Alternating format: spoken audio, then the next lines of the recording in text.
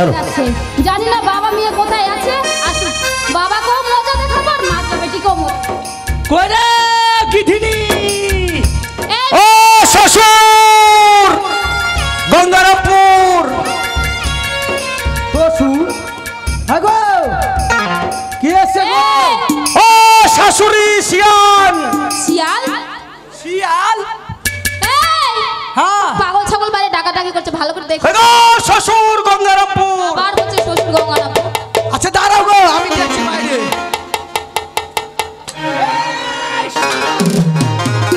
ইতে কি হে কেমন আছো হে ভালো আছো হে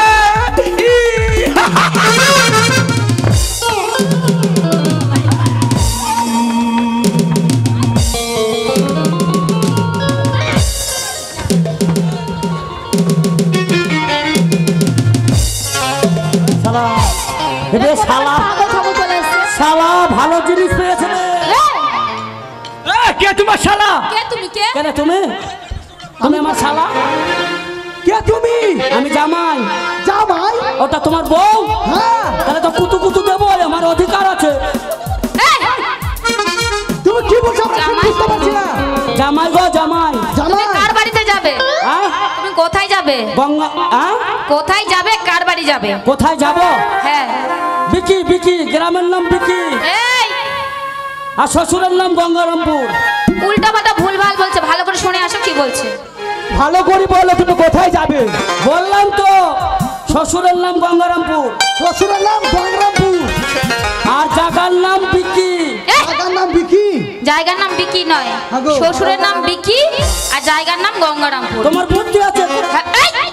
এই শুনো হ্যাঁ তুমি যে ঠিকানা এসছো হ্যাঁ। তুমি ঠিক জায়গায় এসছো তার মানে কিন্তু নামটা ঠিক আছে হ্যাঁ কিন্তু শুনো বাবা আমি তোমার শ্বশুর না তাহলে আমি তোমার শালাও না শালা না? না আমি তোমার হচ্ছে শ্বশুর কে শ্বশুর আমি আচ্ছা আচ্ছা আচ্ছা আচ্ছা আচ্ছা আচ্ছা আচ্ছা আর ওইটা ওইটা হচ্ছে তোমার শাশুড়ি মা আচ্ছা আচ্ছা তাহলে বাধা দিল তো আজাগায় আঙুল ভরে দিতাম আরাম দাদা জানবে না শুনবে না খালি আজ জায়গায় খালি হাত ধরবে কুতু কুতু দিয়ে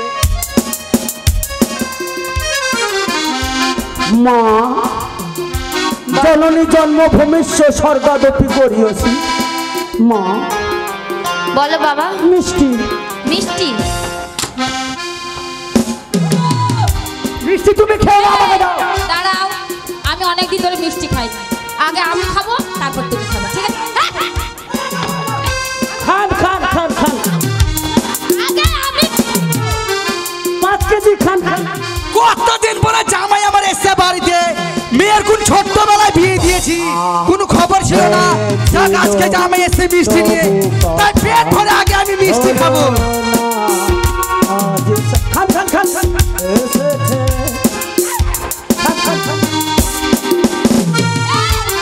কি হলো ভালো মিষ্টি খান খান বাবা জামাই এ বাবা তুমি কি নিয়েছো গেলে মা কঙ্কালী রেস্টুরেন্টের মিষ্টি খেয়ে দেখেন খেয়ে দেখেন জামাই মিষ্টি খুব গন্ধ করছে যে খুবই গন্ধ মিষ্টি গন্ধ করছে মানে হ্যাঁ। আপনি বুঝতে পারছেন না মুর্শিদাবাদ থেকে মিষ্টি নিয়ে আসছি বর্ধমানে কাগজ দিয়ে ঢাকা রয়েছে ট্রেনের জার্নিং বাসের জার্নিং টোটোর জার্নিং এক একটা গলে যেতেও পারে খান খান খান শোনো শোনো বাবা জামাই তুমি নিয়ে আসো তো জামাইকে খেতে দাও আগে কোনো পূজা না কিছু ও বাবা জামাই তুমি মিষ্টি নিয়েছো বাবা আগে তুমি খেয়ে দেখো আপনি কি বলেছেন হ্যাঁ নিচের মাল ওপরে পড়ে গেছে ওপরের মাল নিচে চলে এসছে তাই একটু মিষ্টি গলে যেতেই পারে তাই বলে আমার মিষ্টি কোনোদিন গন্ধ হতে পারে মিষ্টি কি বলছেন গন্ধ আগে খেয়ে নাও।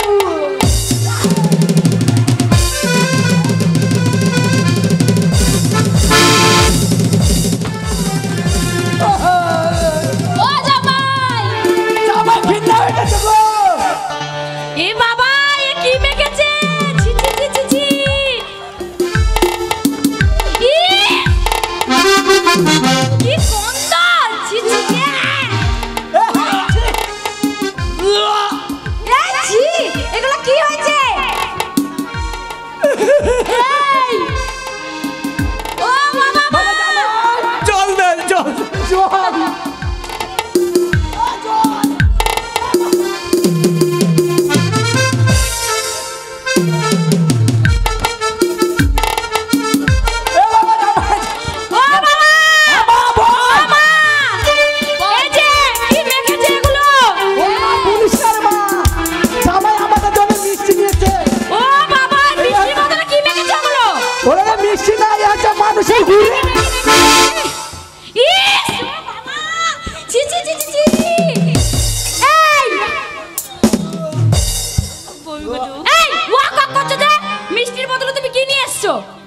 তোমার কে?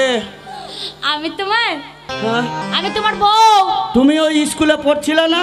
হ্যাঁ। তুমি আমার জামা কাপড় খুলে নিলে না? এই কেন খুলেছি জানো? ওগো বউ, কি? আমি তোমার স্বামী। হ্যাঁ। আমি লেখাপড়া জানি না, অশিক্ষিত। হ্যাঁ। মিষ্টি মনে করে গু খেয়ে নিয়েছি। এ বাবা, তুমি রাগ করো না। ছি, ছি, ছি, ছি। এ মিষ্টি করলে গু হলো কি করে? এই! তুমি আমার সাথে বাড়ি এসো। এই, যাবে না, যাবে না। যাবে না, তুমি চলে যাও ঘর থেকে। একটা অসভ্য জানোয়ার কোথাকার মূর্খ, তোমার সাথে আমি যেতে পাঠাবো না। অশিক্ষিত গাইয়া ভূত কোথাকার, তোমার সঙ্গে আমি তোমার বাড়ি যাব? তোমার সঙ্গে যাব না। ঘর থেকে বেরিয়ে যাও, না জুতো পিটা করব। দেখ, ভাতারকে ওই ধরনের কথা বলতে হয় না। এই বলবো না তো কি করবো গো? যা, আবার হয়ে গিয়েছে, চ বাড়ি চ।